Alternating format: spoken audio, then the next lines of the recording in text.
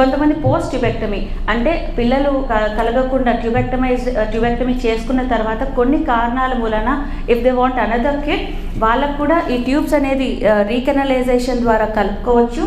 లేదు ఒకవేళ ఫెయిల్ అయిన పక్షంలో ఐవీఎఫ్ లైక్ టెస్ట్ ట్యూబ్ బేబీకి కూడా వెళ్ళొచ్చండి. సో నెక్స్ట్ యూట్రైన్ కాజెస్ అంటే గర్భసంచి లోపల బేబీ కూర్చునే ప్లేస్ ఇలాగా క్లీన్గా ఏ అడ్డు లేకుండా ఉండాలండి. సో అదర్వైజ్ కొంతమందిలో ఎక్స్ట్రా గ్రోత్స్ లైక్ పాలిప్స్ అనేవి లేదంటే ఫైబ్రాయిడ్స్ అనేవి లేదా అడ్డుగోడల్లాగా ఉంటే వేర్ అక్కడ బేబీ కూర్చోడానికి ప్లేస్ అనేది తగ్గిపోతుంది. సో ఇవన్నీ ట్రీటబుల్ కాజెస్ అండి. So next comes causes of male infertility అంటే లైక్ మేల్ ఇన్ఫర్టిలిటీలో మనం కామన్గా చూసేది స్పర్మ్ అనాలిసిస్.